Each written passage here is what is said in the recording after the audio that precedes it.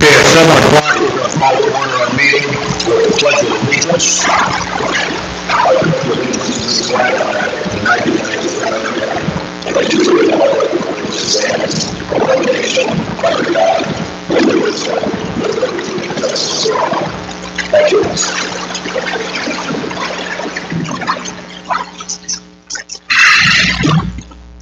Agenda. Regular meeting minutes dated February 10th, 25. Monthly bills and the treasurer's report. I move to approve the consent agenda, which consists of the regular meeting minutes of February 10th, 2025, the special meeting minutes of February 18th, 2025, and the township payroll and monthly bills in the amount of $126,166.42, and accept the treasurer's report. Can I ask a question before we proceed? So, and everybody else probably understands this better than I do, but on the treasurer's report, can we get some analysis or breakdown of what actually constitutes the debits and credits? I mean, we have the total amount, but it doesn't necessarily show what drove those amounts. I tried to reconcile those against the monthly budget statements. There's no correlation. And then looking at the monthly budget, I would suggest, and again, you guys may all know this, and I don't, me being the new guy, I get quite dumb on this, but we have a few budgets that if you do an 8 and 4 projection are at risk of going way over budget.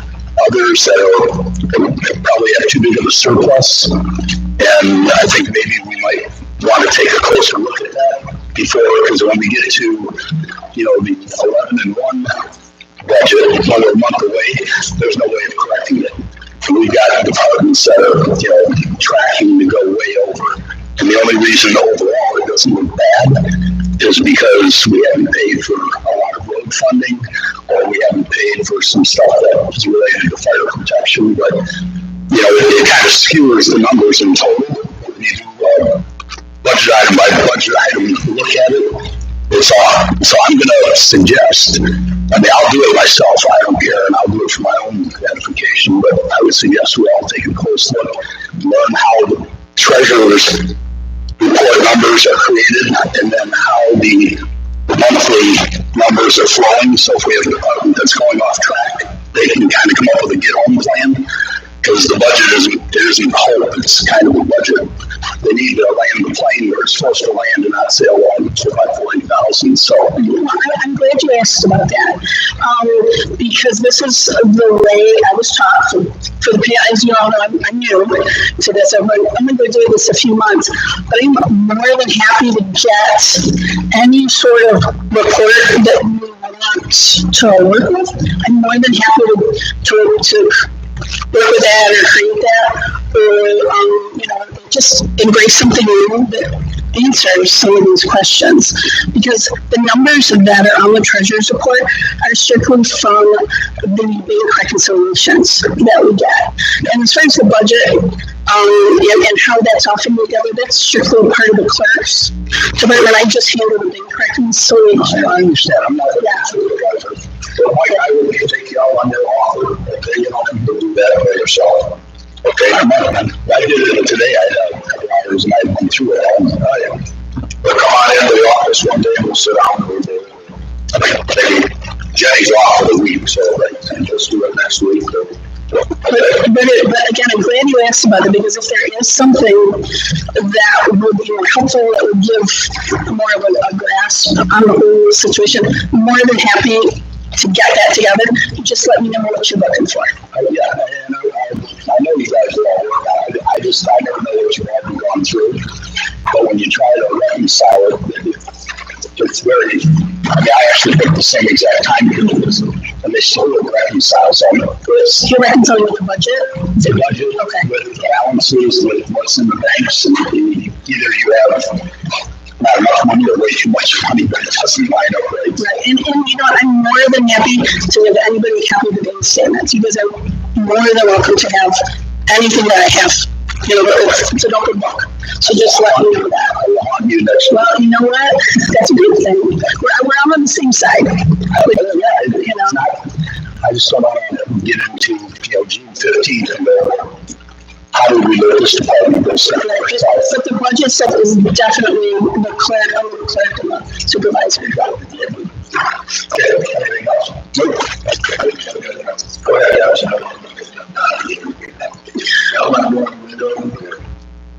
Welcome down. What was your question, Bill? Go ahead.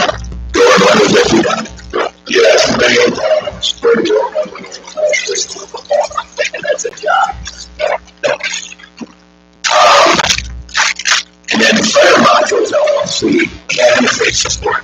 Firefighters is a program that we use to interpret the fire buildings program. So all our dispatch comes through a thing called CLEMS, because they're always counting. And then we use fire programs to dispatch and track our people in our locations in order for CLEMS to talk to fire programs and fire volunteers. That keeps kind of things up to date and just put that on. It interprets what CLEMS says and basically in terms of fire lines, models can publish for us. Great. They give us maps, they tell us if there's a non-stop on the deserts, where the hydrants are. It also is a program that I too much time, but it also that particular program words.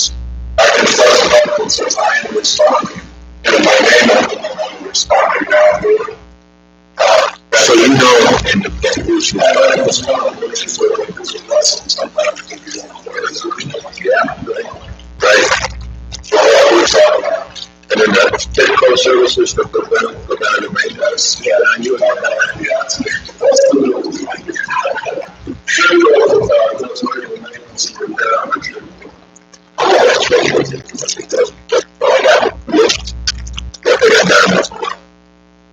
any other discussion?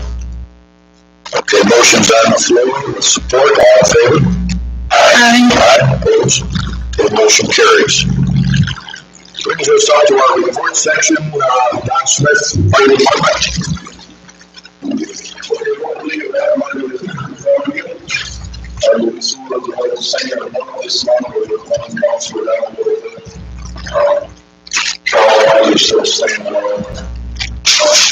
Yes, I'd be willing to answer any question you have. I'm sorry about the report films. The federal government has decided now that I'm still on the face of the authority all again. So that was the closest thing I can get. I was beginning to provide that stuff back in a certain value. So we're going to our truck is on schedule for May to be delivered and see if that comes through. And we got one more place going on with Phil. We need to get for that truck. So we're going to do the project next time. Where's that truck coming from? It's coming from Grand Rapids. Oh, it's in Michigan. Chest. So that wasn't a bad one. I wrote down not that much for that for the fire department. Yeah, this was an easy one for everybody. So then your incident report. That's the one that you started working through? Yeah, I guess we would know it. Well, if you were looking at what was the last one, you'd say, what the heck happened with us? Yeah, so that's why. Right, yeah, it's actually my date rather than my run time. I've always given me my run time. There is one pretty interesting thing. I think it's the far right column that tells you how many people responded to an answer. Yeah, when you look at the time of day, you can see what I mean, Oh, okay. Yeah. Well, that's kind of good information to have, right? I got it like this, right? Well, I can see that better.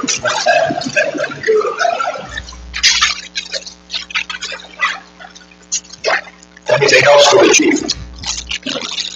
All right, thanks, Don. Thank you. Police Department. Chief Willis. Two things. One, I brought one officers in the prior to the police department. This is Officer Jason Scott. Since the beginning of the year. There was a fourth officer, Thomas Latta, but unfortunately he couldn't make it here tonight, but I'll try to get him to speak as well. Otherwise, business as usual at the police department. With these last 4 hires, we were back at the full complement. Still increasing the level of response. Okay. You guys all know my monthly report of the officers with can you give us a little background on each officer? Probably be easier if they do it. That's why. Can you come to the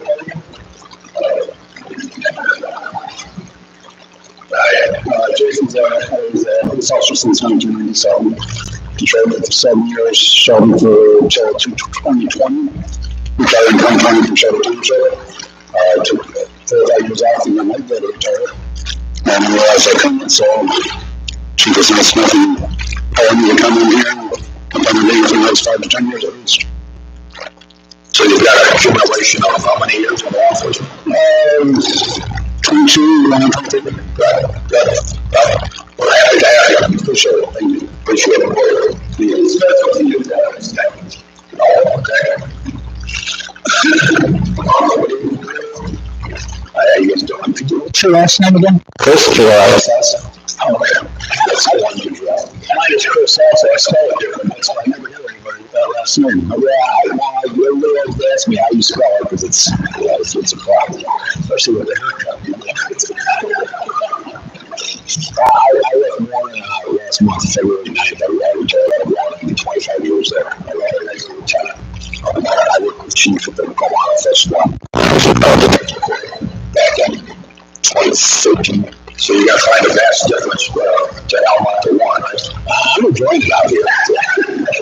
There's not nearly as much nakedness and dry heights, and it's good place out here. I really am happy to be out here. We're happy to have you. I'm glad that you guys have it. I'm pleased to be here. Thank you. Isaacson was... Yes. Scott Isaacson, I started in law enforcement in '96, did 3 years with Detroit, and then retired from the Army after 25 years. I retired as a lieutenant. I was in charge of the Detective Bureau. Glad to be out here. I work day shift. I'm a full-time officer. Plan to be here at least another 7 years. Okay. So, nice. Good background. Thank you. You're going to miss Southern Warren.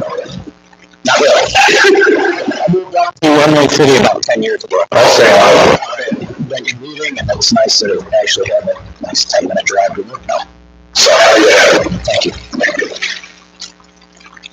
Any questions for the Chief Smith or Chief Willis? I'm sorry, Dan. I'm going to let you know. See, I was reading it wrong. I appreciate you. All right, assessor report. You should have a brief rundown from Mitch. He got that to me late Sunday night, but it kind of gives you a rundown of what he's been busy doing. We're in the middle of board review. We've only got 6 applicants so far for the board review. So, is that going good? It's going good. Yeah. It's going good. And OEO report, there's some field inspections list that I put in your packets. It gives you a little rundown of what the OEO has been up to. I haven't seen one yet, but I'll talk to them about it again. Okay, we got a question on the rubber road situation of the basis. Back and forth on that. Is there any other recourse we have over some OEO out since August of 24th or July of 24th? This is a like ordinance. What's your concern, guys? Well, we seem to be spending a lot of trips on in and out over there and not making much progress right now. If there's another the township can take and speed things up, I don't know. Well, the last resort is we would go in and clean it up and put the bill on his taxes, you know. But I'll get with Joe and find out what his thoughts are on it. We've had a few of those down through the years, and very few end up in court, but it does take a court order to do that. I'll follow that up with Joe. And that one's been going on for years. Okay. Yeah. And I consider getting better, it's getting worse. Getting worse. Yes. Yes. Yes. We also have an inventory of how many open fields we have, open reports. I mean, there's plenty that I have place for the front lines. I should say I don't have an inventory. I can get you one. I don't have one with me tonight. I mean, I've never been asked for it, but we can find one. I think what you're saying, could we get a monthly report other than these? Updating us. You're right, because we see these come through and then some never get resolved and some just Which ones are closed? they disappear. Like you never see another report when you drive by and it still looks exactly the same. Okay. All right, so talking to you about it, see what we can do. Anything else? Public comment? Anybody from the public have anything to say tonight? No? Yeah. You get one on your mouth. Yeah, and you stuck up to it. I'm over trouble. Baseball asking for more money. So yeah, Rob McKinney, Harriman Township. I am the president of the Almont Youth Baseball Association. There was, so back when we first met, like Kim was part of the first committee. Kim, Paul, and then it was Roberta. There was some talk about the township helping us out and flipping the bill for one of our field maintenances. We pay $1,000 for each maintenance. We do 4 to 5 per year. And when we met, I thought the city said there wasn't a problem. And then when we sent the bill, obviously, Jenny got in touch with me and said it just wasn't done properly. It wasn't submitted properly. So we paid it for now, but we were hoping maybe we could get that kind of straightened out where you guys would pay for one of those per year. That's scheduled for discussion here. There was no, Like to stick around for that discussion. yeah, I'm sorry, I didn't even see it. Okay. Yeah, sorry. Thanks. Anything else from the public? Correspondence, I'm just throwing out the SWAT safety program. And Dan, I'd like to call on you to give us a little background. You seem to be familiar with it more than I, so I had a little online seminar with salesmen essentially, talking about cameras at certain locations, strategic locations, if you will, in our township, and there's a price list on the back of your information there. But Dan, could you give us a little background or from your experience on the usefulness of this? Or do you think it's wrong? Well, the fact system, I'm familiar in Macomb County.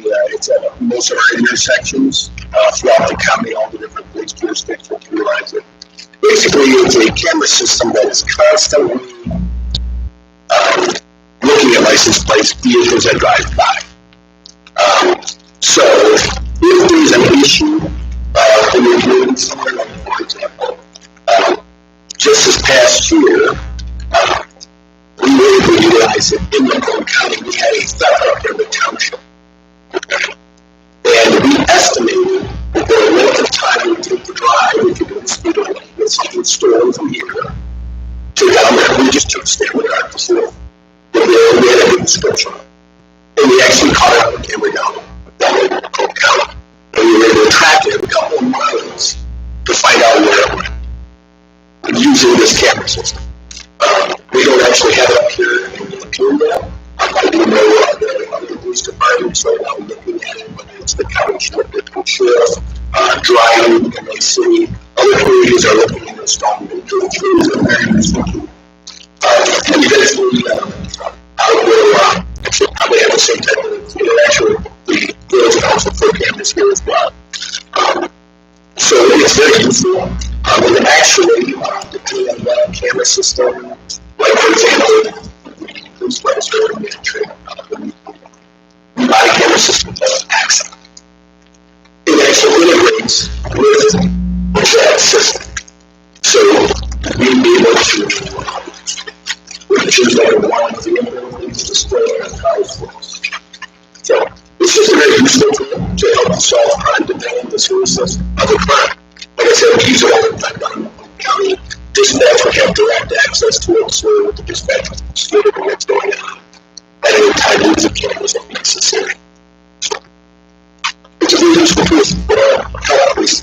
So this gentleman is contacting the county right now with the departments trying to get some interest and or support. I mean, I think it's a good system, but I think we're personally just kind of cracking the surface on it, looking at it, seeing what it's going to cost and how many other communities are going to take advantage of it. So I don't know if there are any questions, comments, concerns about it, thoughts.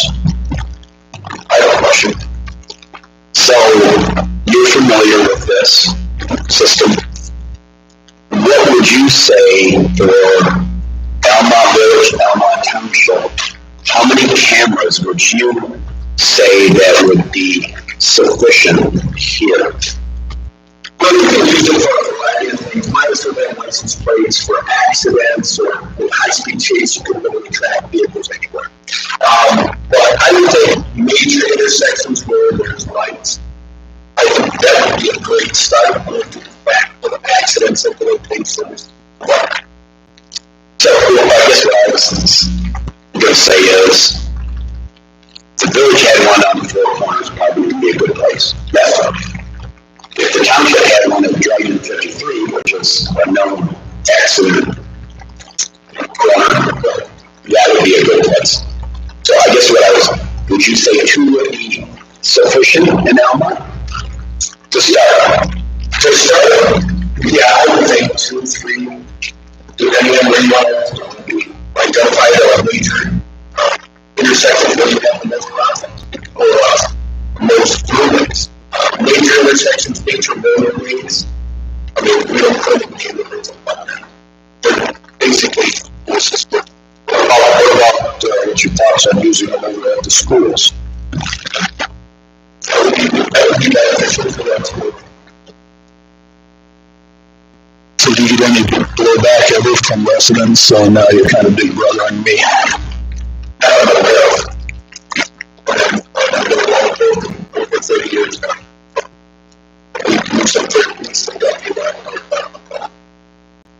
And it looks like these are about $4,000 each to set up, and then it says LPR $3,000 annually and live video $3,000. What's LPR and live? What's okay? So that's no video. It's just taking a snapshot of the license plate. Or it's the license plates. So you know something like that. I don't want to be. Okay. But if somebody out of state for murder or anything, the computer system that law enforcement have access to NCIC you can track the license plate. Can send a alert if we have that vehicles. Water vehicle, public store, water the homicide. So do you think the live video is more advantageous, or do you have to get both? The whole system is set up. You have to have both. I know I'm used to seeing both. We have all the on the vehicles, traffic cars, and different substations down there. So we have license plate readers for cars. So I don't know if they do it separately.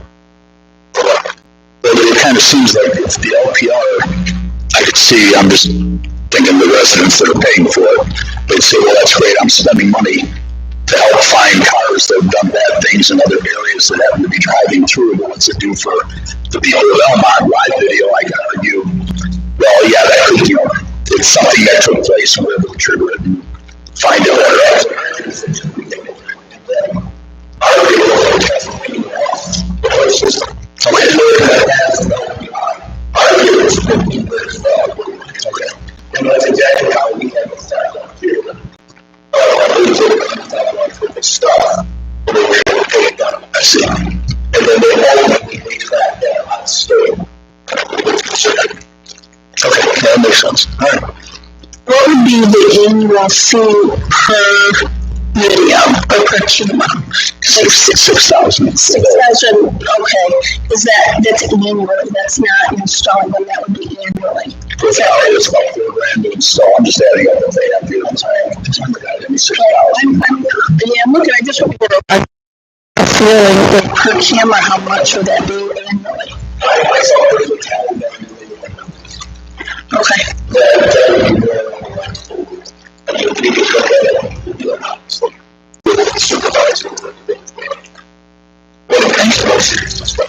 Gotcha. And then with this, and I kind of bounces off Mike's comment about Big Brother. Would this be something that, say, somebody's driving and they're like, oh, that guy looks like he's going a little too fast, and then all of a sudden they come knock at your door, or you get a ticket based on the fact that the camera saw you maybe speeding or something? Is that how this works? Okay, it would not do that then. Okay, and then I love the idea of having it by the schools. I think that would be a great idea. Well, I'd like to see them there if you entertain the program. I think it would be. Right, and then how much would you be coming to the village and the township separately asking for a buy-in for this, or would this come out of the already approved special assessment millage that everybody pays for police? Okay. I think that's how it becomes. You said they were in my home.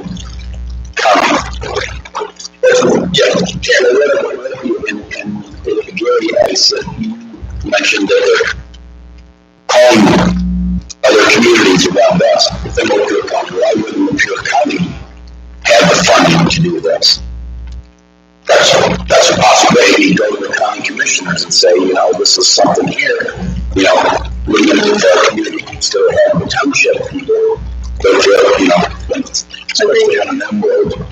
Yes. Great. We have the law enforcement village, plus we have the police special assessment village. Yeah. Find out. Just for information, yes, it's how we do that. It may be something that the county would kick in on as well. So. Thanks, Dan. Thank you. Okay, board discussion, recycling program. Controversial lately, I guess.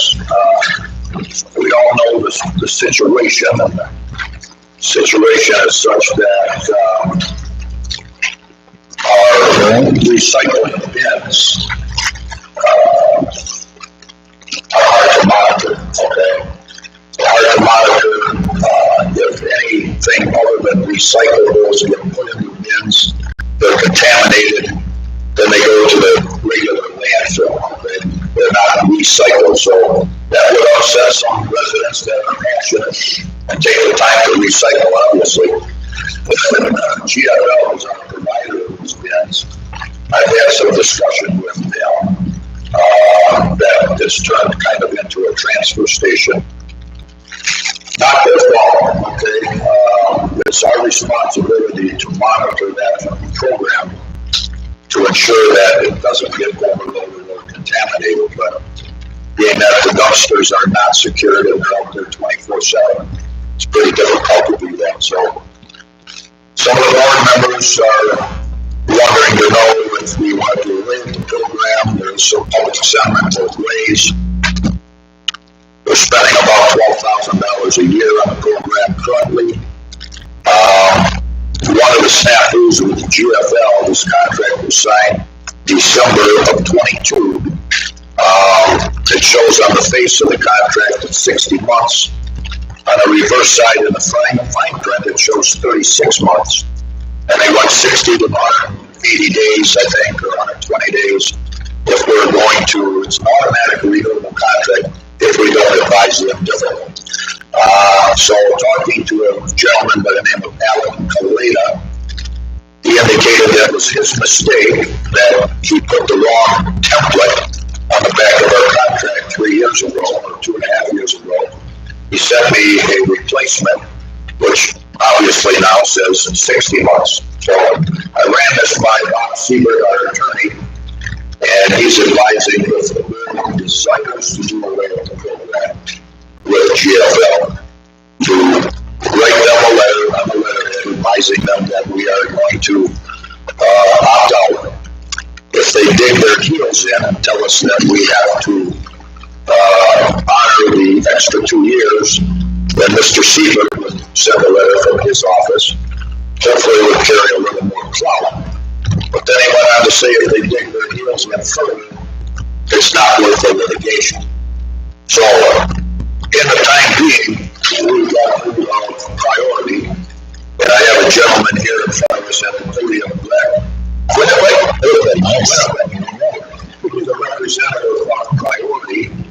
did send, and I made copies for everyone for tonight, he did send some information through email, basic information on what they might have to offer. So I guess it's open for board discussion. I'd like to listen to what Brett has to say. The board's got to make some decision one way or another, or we could ride the contract out at the end of the 2 years if need be. But that's the information I have for part of tonight. So, Brett, go ahead. Yeah, well, first of all, if, I hate to say this about a counterpart, but, saying I'm made a mistake and sent the wrong template, that's just, not necessarily an excuse because I would almost lose my job for something like that. But what we're proposing is what's called a 3-compartment recycling container, and that's on the picture that you guys have. Essentially, what that can do is, first of all, it takes away from building material because recycle is extremely lightweight and paper and all that stuff. So they open it up, they put it in, it takes care of, and if the wind blows, it's not going to create a mess everywhere. So that's something that we considered in terms of doing that. So we were talking about obviously doing that. The next nice thing about what we're proposing is every single bill that you get, you can see if it was recycled, first of all. You can see where it was recycled, and you can see how many tons were recycled. And so when you're looking at that portion of it, you guys can actually see that it was recycled, first of all, where it was recycled, and how much you guys are recycling. So that is definitely an advantage in going with what we put in. Now, one thing I do want to say in terms of the contamination, that is difficult, just for the fact that if you don't have anyone sitting out there, people kind of get that. When we throw the doors in there, the 3-compartment, usually it does take people away from doing that, because the dumpster is a lot easier just to open the flap and do it rather than actually going in, opening the doors and putting extra trash in it, just because it might fill out necessarily extra trash that they can put in it. But in terms of getting rid of contamination, you can start to see that a lot better. And you can see if it's contaminated or if it's not. So, the picture I see of the 3-compartment dumpster, how does that compare to volume with 8 individual dumpsters? So, those are 8 yards out there, correct? 8 yards? Yeah. So, that technically means 64 yards, if I remember correctly, they're all slants down there. Now, so you're thinking this is a 30 yards, so you're thinking 60 yards. However, when you get into a roll-off, that 64 yards is completely different than going with the 6 yards on the roll-off. So, it can get in there, it can be compacted down quite a bit more, and you can use it a bit more. Now, what I would say is, realistically, I'm just going to be realistic with that, you're probably going to once a week dump for the roll-off. You're not going to do them twice a week if you compare the yardage, but you're probably going to once a week dump. I didn't put numbers together for everyone just for the fact that I want to see if this was an option for you guys, rather than putting the numbers together, and just make sure everything's an option and that you guys would be willing to consider taking a look at the 3-compartment roll-off, which I think would be a lot better option than going with all the roll-offs.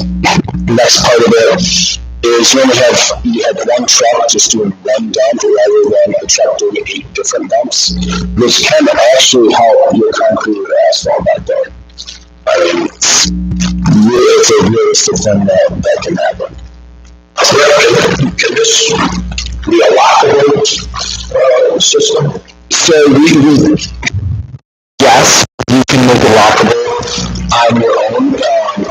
I have seen places lock and I have seen places who haven't. I can't say, 100% it's lockable. You will have to go through a lockable system, but it can be locked. I have seen chains go across the doors in which it became lockable. Now, when you do it lock them, you do have to have someone come in to unlock it and do all those different things. So when it comes to a Sunday, people are going to come in on Sunday and do it Saturday. If you don't have people working on Saturday, they're not going to be able to unlock it. So it is going to bring in a little bit of rhythm if you definitely can.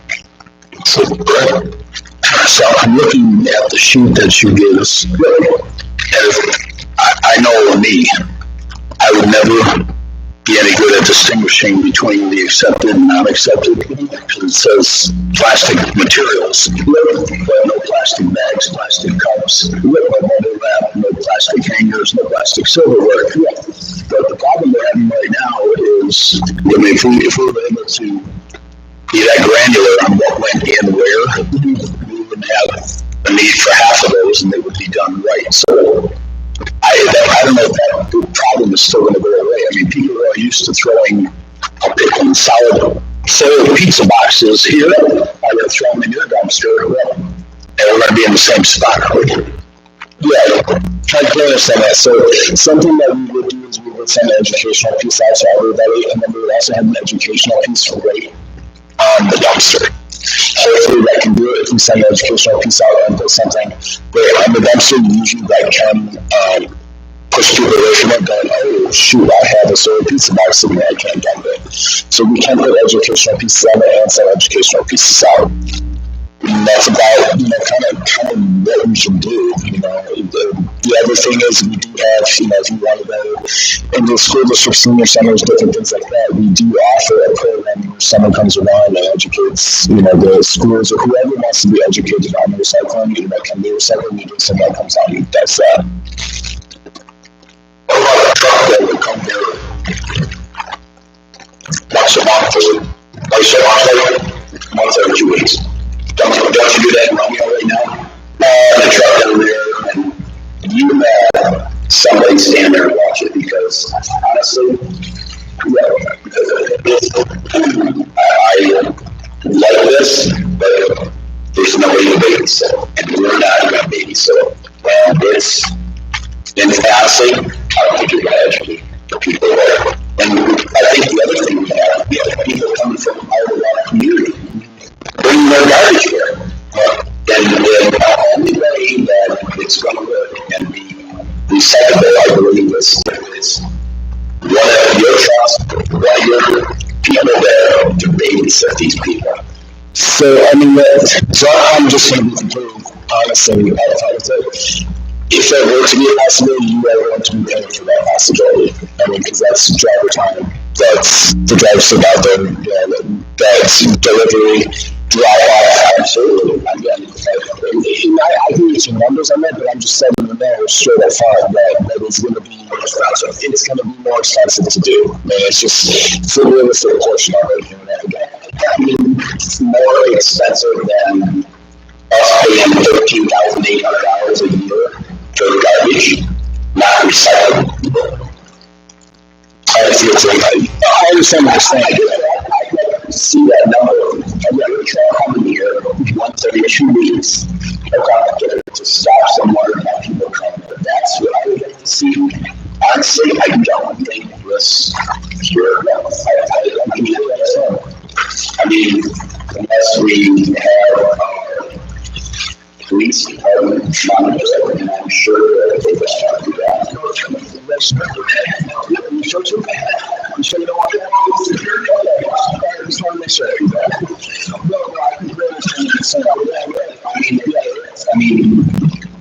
It's not your fault. I know me, I'll be the biggest offender of the bunch. No, plastic anything, and no plastic's plastic.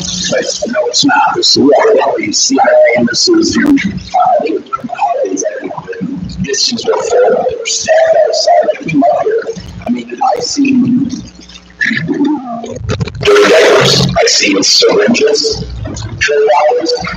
None of that stuff really shouldn't be there. And yes, that would continue. So, it's not, I would like to see a price on a truck. I agree with Gary. I do too. Sorry, Randy. Sorry about that. Sorry, Randy. And also, what is the measurement of this 3 sectors? Oh gosh, so now how much space would that take up there? Out there, lengthwise, you need about 10 to 26 feet, roughly. How tall is it? Those days would be about 5 feet tall, 5 to 6 feet tall. How is a short person supposed to open that? So yeah, that's it. Okay, that's And the right body, I mean, yeah, that goes out challenges. You know, is this what if we had a truck on all of them? That's our Jesus. That's what they would do. That's a good thing. So this wouldn't work out here anyways. There's no way for the truck to get in. That's a roll off, so we're parallel to the parking lot. We're not out the gate. So we would be able to figure it out in this way. I mean, in the yards, it's a heck of a lot bigger than what that would be a heck of a lot longer than what that would be. So we would be able to figure that portion out. It wouldn't be that big of an issue for us to figure out. We literally need to drop it and then turn it 90 degrees. We would be able to figure something out. and there's no guarantee we wouldn't have the same issues Yes. we have out there now. Right. Without monitoring. Correct. I said close enough that I don't want to. But no, I know that it presents a challenge, but this is an extra option for you to have, and I can send you the price of it. Now, when you're talking about Saturday, if you want to Saturday's going to be a lot more expensive than doing that like a Thursday. Just so you know. You know, I'm just being a realistic person with everything, making sure you understand that. You know, it's just the figure. Yeah, we think something like that. I think. And I think we're being realistic with that option and that opportunity for residents would be more. They would be more available on a weekend, also on a Saturday to go up there. So I think I would be really interested to get a price. So so one option that we could have, and this would be up to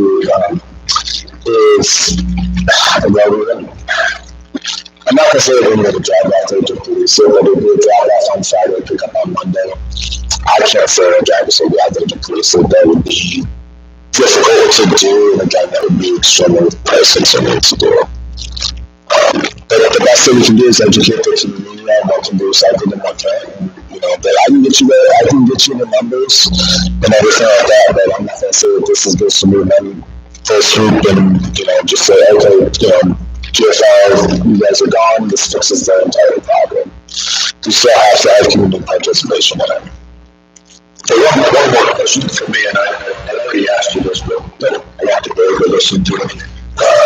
Our attorney, Bob Sewers, priority walk GFL. You mentioned, can you get into that a little bit? Yeah, so priority purchased 75 municipalities in terms of curbside service from GFL.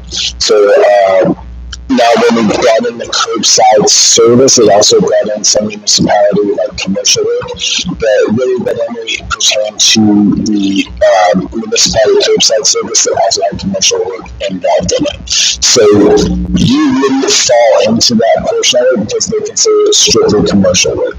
Now if you decided, hey, we're going to do completely curbside service, then yeah, that would be different from them, but yeah, we got 75 municipalities from them. Same more questions for, yeah, right. Well, what has your experience been with these communities? I mean, as far as what might go on, it seems like you have had specific reason mentioned for sure to control some of the things. But even, meetings once or twice a month. With even a resale balance to make it still even come close to that. I don't know to see if it's contaminated. So our guys are trained to look to see if it's contaminated, if it's left on there. Now, monitoring it, I believe it's Bruce Township that we do currently servicing with that. But what I will say is that that also came with the GFL contract with the curbside service. So something we did have to take on. It has worked well out there, but it's something that it's not ideal for us.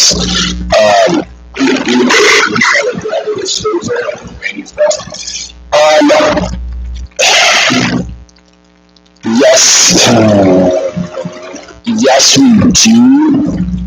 But it's not something that we really want to continue to do. How about that one day? How about that? It's not exactly something that we want to continue to do because the price, you have to pay for it later. Then you have to pay for it to be dropped off, you have to pay for it to be picked up. Now we're talking quite a bit National Light, I can give you the numbers on it. I just don't know if that's going to become less than what you're currently paying for what your current services are. But I guess that's the material is recyclable. That's going to be the big thing. Okay. Yeah, I think that's. Yeah, I'd like to see the prices. Has anybody just limited it to? Yeah, I realize metal you can recycle and paper you can recycle. Has anybody said, look, only bottles and plastic bottles go in here? That's it. You limit it by item because those are both acceptable materials. Unfortunately, the township doesn't recycle in cans. Yeah, you can't help you there. Nothing but bottles goes in here. And then you've got a much smaller amount, and then every month or every 6 months, you have a truck that's brought out, and people can bring TVs and all the electronics equipment and batteries, all that stuff twice a year, so you can sort all that out here. And he said, I want to make sure that we have something viable in the township, but I think it's that when you cross over from plastic and glass bottles to the other items, it begins to get really hard. Yes, so what you're talking about is what we call an HHW, Household Hazardous Waste Disposal, and that's an event that we can run. I can get you pricing on that, but that's an event that we can actually run, which we're big companies out to run that. So we'll run that, and we'll bring the people out once a year. I want to say Shelby Township does that once a year. Already does it. Yeah, county does it twice. Yeah, so that's what we call an HHW event, and people just sign up for it. I think in Shelby Township, we do about 150 cars for batteries. That's how we can do shredded paper too. So it's silk paper to shred all those different things, which we can do for you. And we can set it up and we can run the event for that. So then you've provided an avenue to take care of paper, plastic bottles, and glass bottles. The only thing you're not doing is metal. And, we don't recycle metal in this township. Metal is not necessarily, because we hesitate a little bit on metal because we said metal, people think like steel bed frames. Yeah, stuff like that. That's too big. You can't put steel bed, that's too big for us to recycle, right? So we've taken care of those parts of it. If you just want to say glass and plastic and that's all that goes in there, we can by all means do that. That's not a problem. And we can set something that set a sticker right on there that says plastic and glass only. That's something that we can do. You can limit how far the lid opens.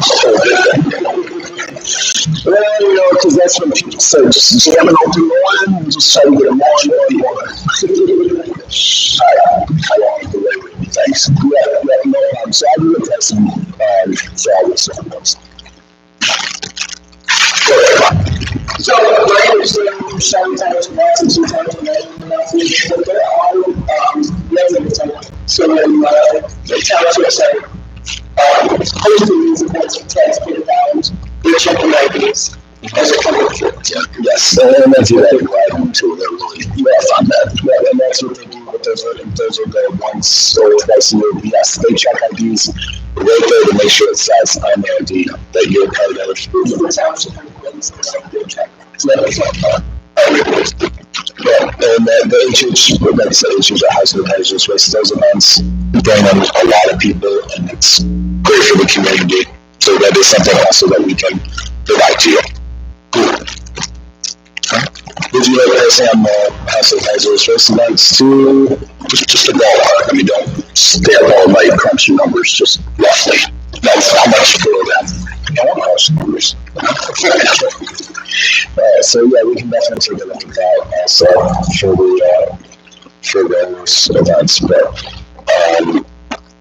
yeah, I would get the pricing for all of those different things and just kind of see where we're at. And then if it works for you, great. I hope it does. But I know that you guys have had an issue out here, so hopefully we can make everything work. Thanks, Chris. I appreciate you. Thank you. No problem. Thanks for everyone. So I guess the plan, is we'll send a letter to GFL, have it backed up by the attorney, see where they're going, what position they'll take on their contract with us. that's the board's pleasure. Do we want to wait and see if we have a viable alternative before we, yes, I would wait. We're good at that, yeah. Well, currently, they're just, I thought you said that you talked to a lady there at GFL, and she wanted to talk to us about doing something different. I did talk to, I forget the lady's name, I did talk to her, she referred me back to this Ellen fella. I went back and forth. They do offer other programs as well, blocking dumpsters, very similar to what this job is offering. So, I mean, if it's a different approach that works better than what we have, and they just go along with the contract for another 2 years, that's also an option. I just want to do some meeting in the slot, if somebody comes up here with the settles, they don't get a break, thing, it's locked in so we can on here, that's what's being said. It's not going to solve the original problem. No, it's not. The only way you can solve this thing is to have somebody come out and watch somebody do it. If you want to keep it separate. So I'd say that's the question now for this board is do we want to continue this I think. Did she seem to, I understand they're locked in on, or they believe they're locked in on the duration of the credit. Are we locked in on the number, the quantity? Dumpsters? Yeah. Well, the contract reflects that. Right? Do we have the latitude to say, you know what, rather than fight with you, we just want one of yours out there, and when it's full, you take whatever it is you do with it, and then you put in a more viable alternative next to it. Yeah, I'm sure. Well, that's not what I can ask, Mike. I mean, yeah, that's on here, 8-yard dumpsters. That's because if we reduce that, possibly they food for thought, I think I'll ask them. And I got to bet that 90% of those 8 yards are filled up with that non-acceptable material. So maybe that's the only function. Right. So we got one dumpsters. Was the school still have those recycling dumpsters? Yeah, do they have the same problems that we have? Do we know? They have paper on. Yeah, see, that would be easier for everybody's conscience to grasp. But this only paper is the only thing that can go in here. Yeah. Then I was going to say, I would say, that was 20 years ago. Yeah. They at 18 Mile, they had a whole recycling here with motor oil and antifreeze and all that. They had all the different. But it's a man by an employee. You have to show ID to get in, and that's just how they do it. I will check that out, Mike, as far as the quantity of dumpsters. But tonight's session was just a discussion of information. We'll continue to look down that vein. Next on the agenda, under board discussion, is the private road special assessment district. I don't want to carry this on too far. I did talk to Mr. Siebert, and we have talked also in the office at times with some of the board members. There's a lot of steps we would have to go through on a special assessment district. Talking to Mr. Siebert, he says we can opt out to it, but Dennis has done some research and offered some suggestions on some ordinance changes. It's in flux, I guess. If we bond it, Mr. Siebert put me in touch with a gentleman from Miller Canfield out of Detroit, Pat McGowan. I talked to Pat today, and he could help us on a bond issue. All the charges on a bond issue gets rolled into the special assessment, which adds more cost to each taxpayer. So the board needs, I guess, to make a decision in one way or another. At some point, whether or not we want to offer, special assessment districts for the maintenance of private roads. They talk about, the amount of rate, some communities can only get 51%. The attorney's saying, well, then you could have 40% that are made at the township, okay, because they got to pay. Some communities require 100%. Some communities just don't flat do it. So, something for further discussion. But I don't know if anybody's got any thoughts or hopes or dreams as to it is. It's incumbent upon the board, we have 35 private roads, to lay out the process of what the options are. And once we have those answers, then the board can make a decision as to where they want to go. If somebody walks in the door and wants the road fixed through the township, we can give those the actions, the bonding, they do it themselves, or special assessment district. I know the special assessment district, the township would be the bank. I'm not clear on what the bonding process. And I guess the opposite is still the bank. The township would actually be the owner of the bonds. We have to pay it back over a certain period of time. So we're not tapping the general fund for anything. So it's still a loan. A bond is a loan. I just want to lean against the property. So we know we have 3 options for anybody who wants to do it. And then we'll put down to the limit. Have an offer with they say, whether that criteria is we decide on. It's complicated. It's not on the table tonight for discussion, but I will just briefly bring up Scott Settlement Bill. Okay. And the options there that may be available for paying for that project, which is somewhere between $600 and $1.1 million. We've got a meeting tomorrow morning to discuss some of that, but Mr. McGow said he could come out and inform the board at a meeting, okay, to take us through the bonding process, okay, so we all would have a better understanding of how it works, what it costs, and so on and so forth. That's no charge, okay. If we enter into it, and that's on either private roads or Scott Settlement Road public road. If we use Miller Canfield, those services get rolled into the bottom. That's how they get paid. Okay. So listen, for tomorrow's discussion, but he is willing if he really wants him to. And I think we might be at that juncture where he would be more than happy to come in, address the board, question, answer on how the bonding process works. It's up to the board. Well, yeah, for both private road and everything. You would come to both topics. I'd be interested to learn more about that. He penciled us in on his schedule for our April meeting, if that's what we want. Okay, so, thank you. Sure, okay. I'll call it tomorrow. We'll have it tomorrow. So, yeah, so after we get some ideas from him, Dennis, you're right, we need to sit down, see what our options are, and come up with a policy for these private roads.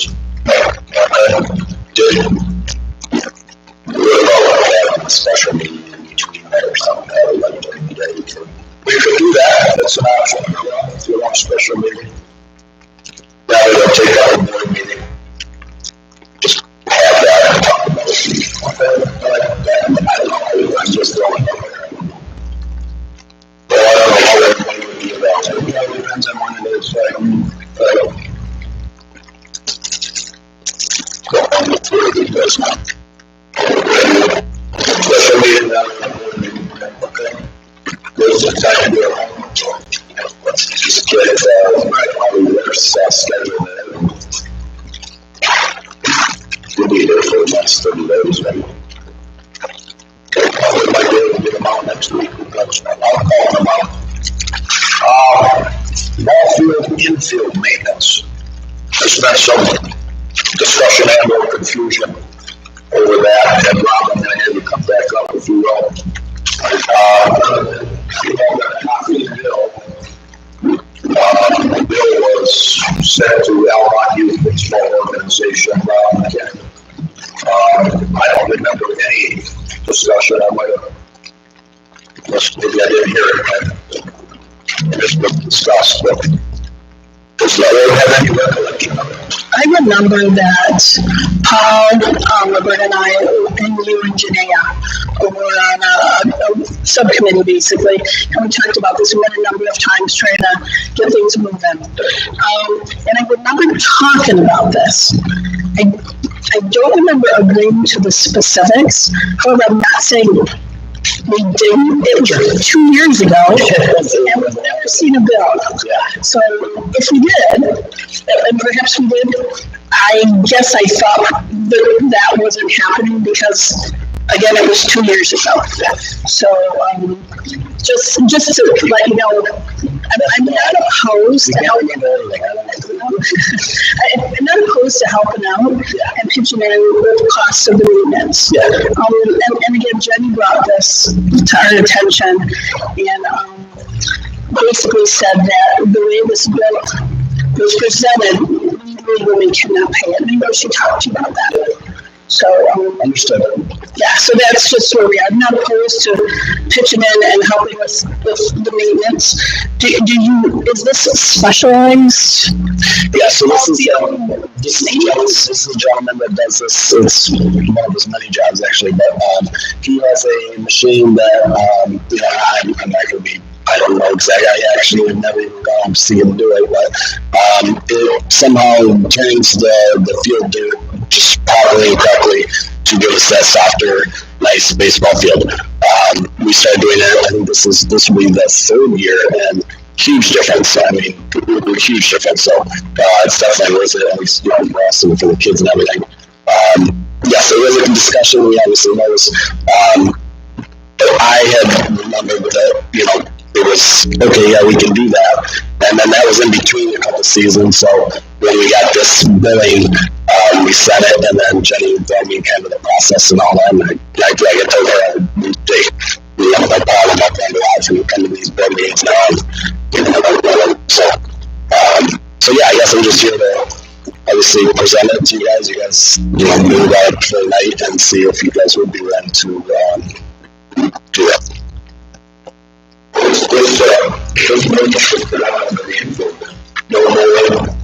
No, he does. Yeah, infield. He does weeding. On houses, kind of some little stuff like that. But the main part of it is this machine on the back of his four-wheeler that turns the field just right and gives us that nice soft field. That's got to be done 3 times a year. We're doing it. I think 4, maybe 5 times. He recommends at least 4. 5 to go kind of extreme. So, So you're spending $4,000 a year on this? Yes. And the $1,000 is for all 3 fields. So about $333. Yeah, one treatment out of 3 fields is $1,000. So once I read the bill, it reads that it's $1,000 to do everything.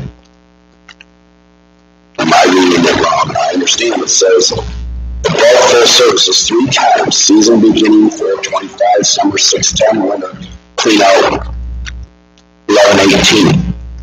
Subtotal $1,000, total $1,000. It should say in there per time. Right? That's what I read it in my first bill. I saw that too, and there was no date of service on this invoice when it was done. Yeah, I mean, it's between us and him. It's just kind of a general contract. We all, it's maybe not really precise like a board would probably want it. And if that need be, I mean, we can definitely get with Don. Don is the owner that does it, and let him know like, hey, we need this a little more. From what Jenny had researched, she said that we do need a contract. We do need something in writing for and something that was signed by the board, to move forward. And it has to be with townships. It can't be in A-regulated because that would be considered a donation. We can't do that. What's the request? You want us to share this if you guys would pay for one of the treatments that we do per year? So, yes. So we should probably factor in if there's any other maintenance that, I know you guys had a couple of meetings out there last week. If there's something that has to be done there, I think we pay Josh to cut it, right? Look at that. Josh goes to Almont again. Just or something like some. If there's other entities that are asking for some funding to do some maintenance, then we should probably factor that all in together and decide how far we're going to go. You mean like some fill around some of these fences there, or if you've got asphalt that needs to be repaired or something like that. That was another thing that we were going to discuss about all the meetings that we had. We can throw it in there tonight if you want. I think you guys do 2.5 hours. No, I think I'm going to do it tonight. I just factor it in. It's another cost item. Right. Have you talked around about everything yet? No, we're not. That's what I'm saying. No details. Just the license to them. He's offered, Mr. Novak has offered a section in the back of his parking lot. It's got some millings from asphalt. I think he talked about maybe smooth road or smooth road. Designated parking for Little League, youth Little League, okay? There would have to be some cooperation and some information disseminated from your staff, okay, to your parents, families, at your organizational meeting. I mean, he doesn't have to do this, and we got an issue, so he's being generous enough as long as people can comply. Hey, we appreciate, Mr. Novak. I know, we definitely use his parking lot, quite a bit, along with football. So, yes, I mean, we definitely appreciate it, and, the argument is sometimes that it conflicts when he has an event there with parking. And these are paid people that are coming to his event, and they have no way to park, or they have to compete with parking.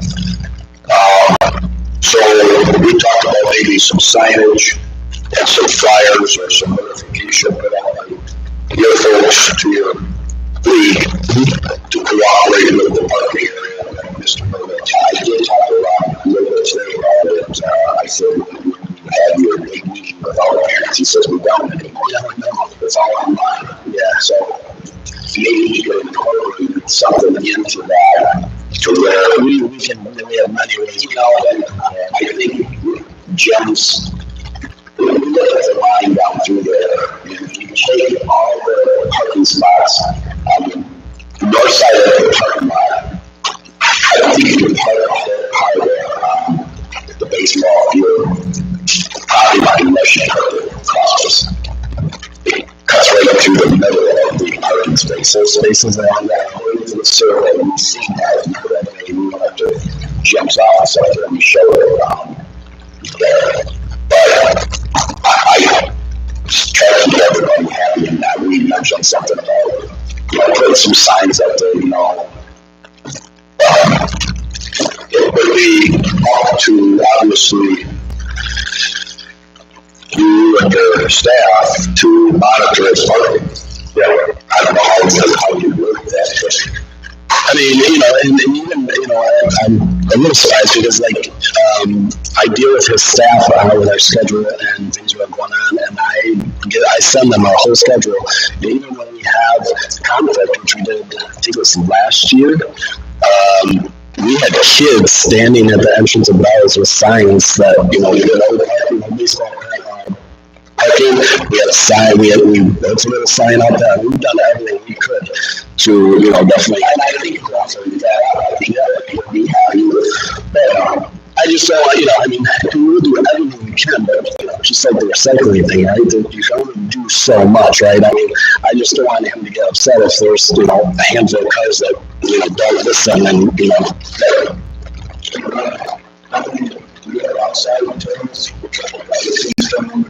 Yes, so we play Emily City, K-Pack, and then obviously the high school JV plays at a field run there. So then all the schools that they play, so yeah, there's and then you have the youth football league that and that whole parking lot is full from down. They're bigger than us on a daily basis. Maybe not as numbers, but they have more at one time than we do.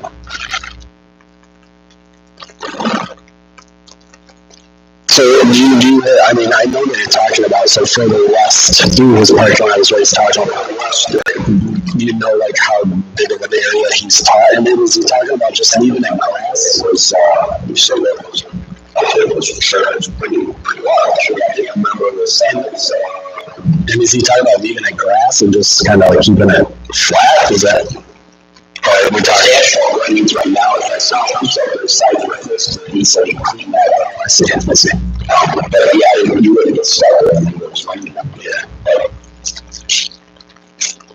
Yeah, I mean, you know, and we have a baseball, you know, program, and we've talked about wanting to do tournaments at the field, but this is our problem. Parking is our number one problem. That's what's out there. There's not enough. You know, a lot of the other cities that we play use, you know, their school fields, you know, and have school parking and all that. So, you know, they're kind of restricted that way.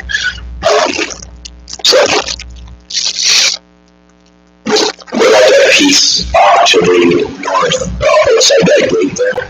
Yeah, I mean, we out through there and mow that gate. Yeah, we've talked about that as a program, and you know, if we wanted to give you guys anything, something to things out, if you got permission, clear that gate. So, I mean, out there you got two outfields, but that being said, those are our lower leagues. The chances of the ball getting hit far enough to hit those cars is really minimum. And honestly, the cars that park along Church Street probably are more danger of getting hit by foul balls than over there would be. So, and there's no parking on the streets around there at all. No, because at one event last year we did, and then one of the residents called the authorities, and we had to actually walk around the speaker and tell everybody that's parked on that side of the street they need to go move their cars or they're going to ticket. So, yeah, it's tough. I mean, you know, but yeah. But Jim, again, we appreciate Jim and you know all that he's allowed us to do with his parking lot over the years. I mean, you know, we definitely want to cooperate with him and you know make him happy for sure. So are you going to get a contract prepped? Is that? Yeah, I can definitely. Is that what the board wants to do, just to address the maintenance? And do we have to get a bid for that? Because we're just so do we have to get a more bids than that, or is that? If he pays for one time, they got to find somebody who can do the other 3 or 2 or whatever. I don't know. I don't know if people would do that. Okay. I just want to make sure we're doing it the right way. So we'll need a contract just to agree and do if everybody's on board. Okay. Did you look at those? Did you see them there? I have not been out there. Companies there. They got how many of the house done? 2 megawatts with all the aluminum on now, maybe 3. They got the fence, let's say the side support, things out of that. By Friday, those companies said that the roofs would be completely finished, the fences would be finished. We've got all the benches coming Friday. Those will probably be installed Monday or Tuesday, so we're going to scheduled, which is good. So again, we just, you know, from our community, baseball community, I mean, we thank you guys for making the decision to make this, you know, happen. And I know a lot of people are really excited. I mean, I'm really getting texts, you know, oh my gosh, it's moving on, it's happening, it's, you know, so. Yeah, the first game out there, right? So practices will start April 7th, and then we have what we call opening day, that is May 3rd on a Saturday. And I'm glad you said that because we definitely want to invite the board out. We're going to invite some of the contractors out, all the contractors out, and we're going to do just like a little cutting ceremony for the dugouts. So, yeah, please feel free to come out. That'll probably be about 9 o'clock on that May 3rd ceremony.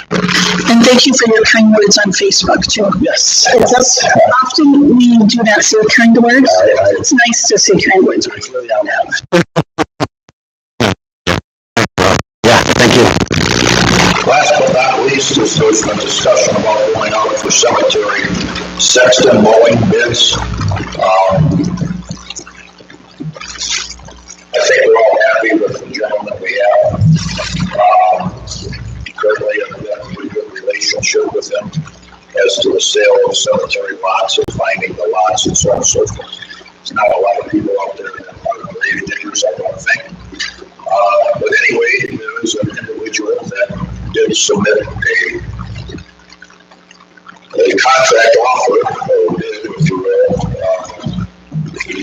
He's interested, and Randy and I were talking about it at length, about just going out for bids in general. I don't know how many we'll get, but that's the pleasure.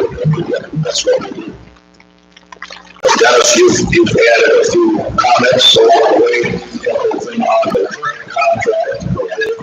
So the current contract was dated November of 19 with no closing date, and I think that should be short of when we do the new contract. So I don't know if you want to go 3 years, 5 years, but it's food for thought. So if the board is wanting to go out for bids, then we'll put a bid ad on our website and on the local papers and get it done. Any comments or concerns? I'm happy with the current. Yes. However, we need to come up with some type of bid procedure. We are all over the map. We do it sometimes, we don't do it other times. We need to be consistent. Insofar as like the sale of lots, or well, we're not going to do it on the, we're not going to do it for the ball fields. Do we set it for a specific item? As far as bidding. Correct. Do we set it for a specific amount? Do we set it for a specific?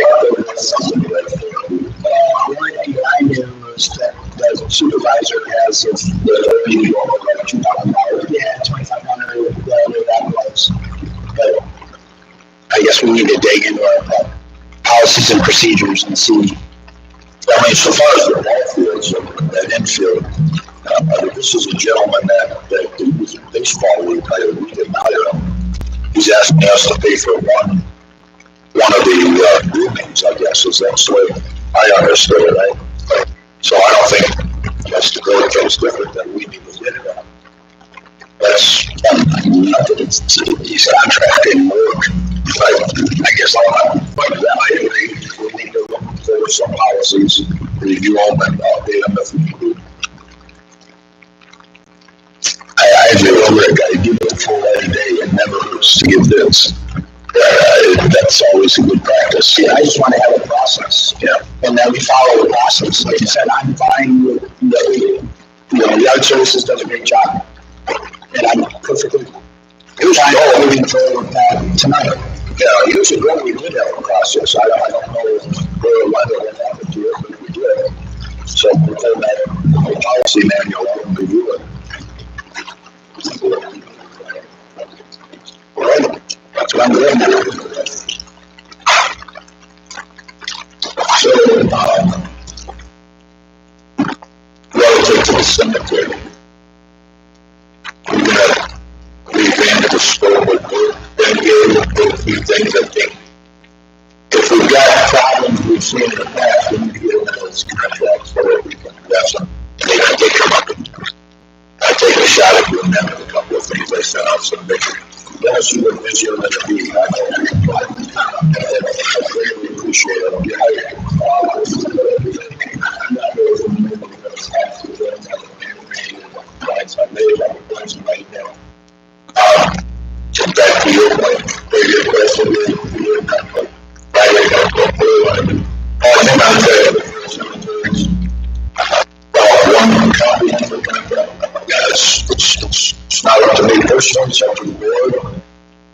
If I was the king of the kingdom, I would have one contract to do all 4 cemeteries. Okay, I agree, and I agree, keeps it clean, but then I'll do it with different personalities and so on and so forth. But if you want to put a committee together, another one, to discuss the cemetery contract, what we want.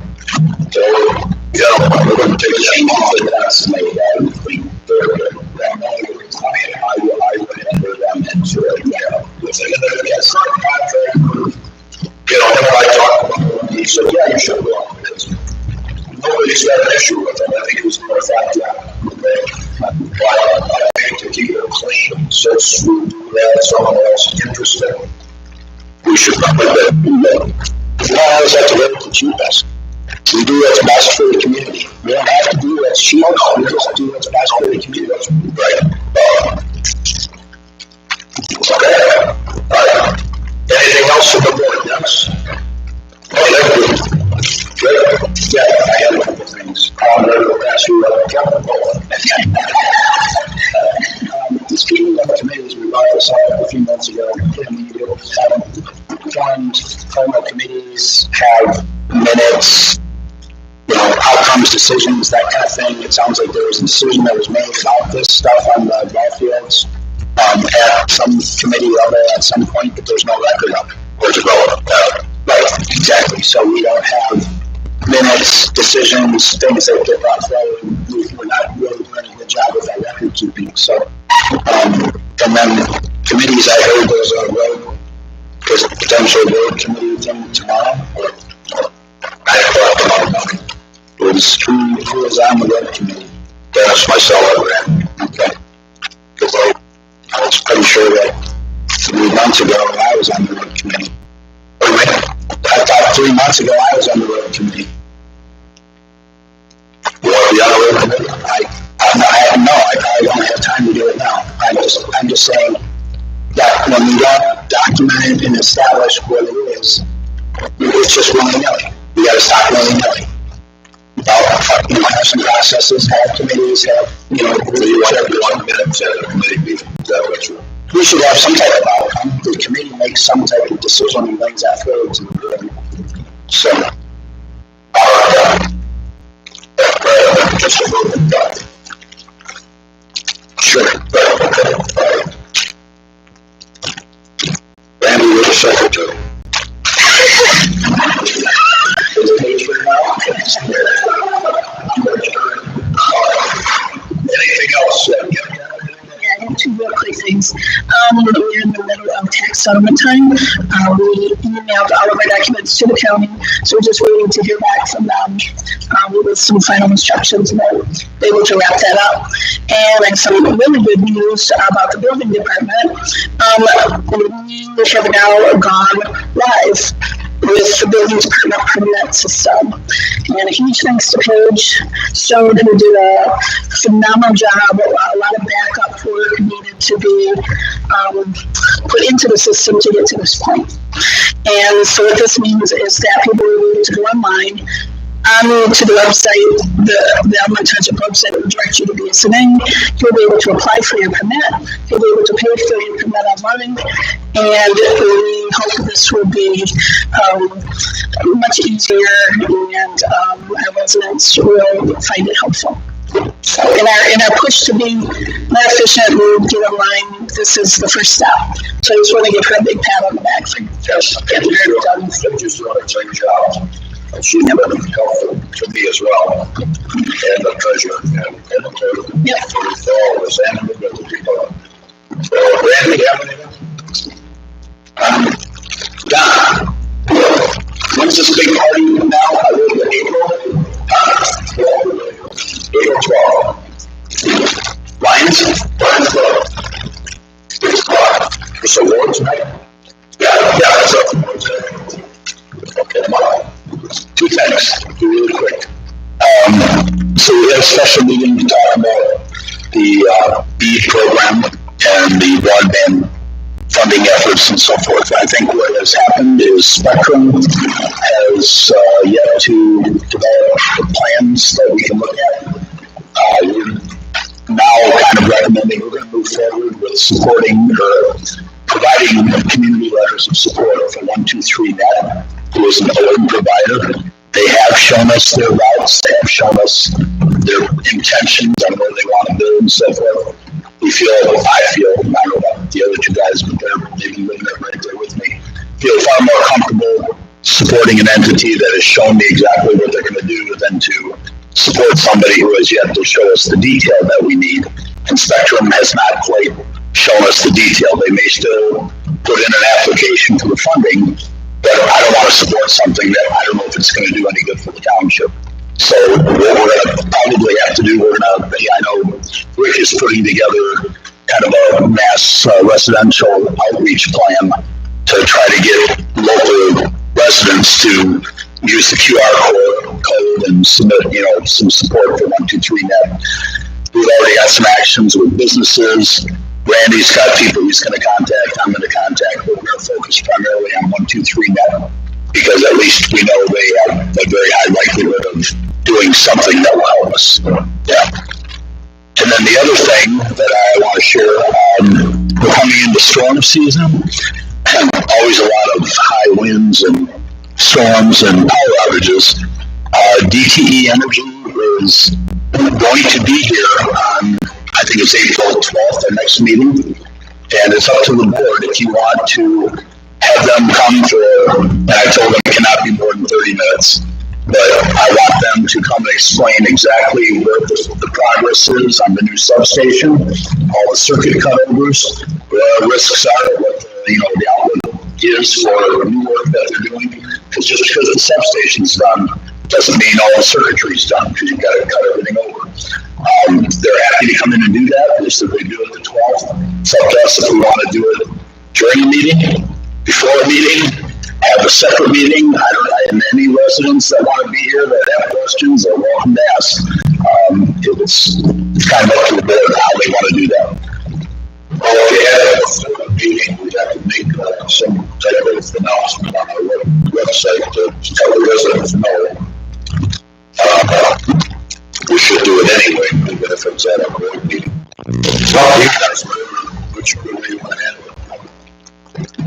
I can tell them to cut it down to 15 minutes. I can tell them to do it in 5 minutes, but it's got to be meaningful, that conversation. I want them to be able to answer any questions that anybody has. Can you just present at the board meeting, during the board meeting? Yeah. Okay.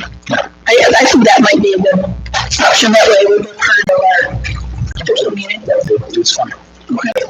So I'll tell them, I'll make sure that they know to be here, and I'll tell them, get here about 7:15 and be ready at 7:30 because I might make sure that I don't want to jump.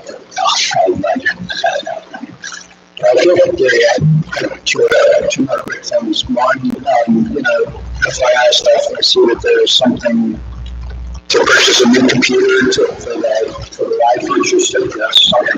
Do we need to take action on that, or is that just supervisor approval? We did that through, it was $1,000. Our share was $500. Okay. Yeah, it's in place. Okay, it's installed. And then the next one was, I see there's a forwarded email here to Jenny from Paul. And it's from Almont. Yeah. I went through with that. That was a marijuana case, litigation that was took place during false tenure. I don't know all the ins and outs of the particulars, but more or less the attorney withdrew and told us that it's a closed case. Okay, literally here different. This email is from February 27th of 25, and Paul hasn't been part of this for months. He's the supervisor that was in place when that case began.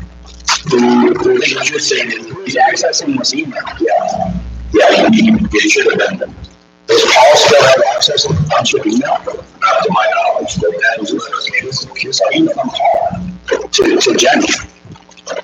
Jenny gave it to me. Where she got it from, she must have got it from Paul. I don't know. Possibly the attorney contacted Paul, thinking that he was still the supervisor, I presume. Well, the other day too, Gary had Jenny go in and try to find some contracts, that were in Paul's little storage area. Okay, tell me what this retrieve that. Contracts they were, we had no hard copies. They were, one was for the baseball field, but they were on the computer. No one else had any access to them now. We made copies, so there's going to be some overlap there with some issues until, I guess, some time goes by. But the origin of it, I can't speak for it. Okay? Follow up a little bit on Rick's comments about committee meetings and in our report section. I think that for the pleasure of the board, I would be real proud. We could, planning commission, we could. We just got a report from the committee that's trying to do high-speed internet. We've got a lot of things going on, and the board should be afraid of those things. And I think the report so we'll put a positive report. Yeah, with report section, planning commission, whatever the place is doing, without the risk of going on till 10 o'clock at night, obviously. But I think it's worthwhile. Highlight some of the things we're doing.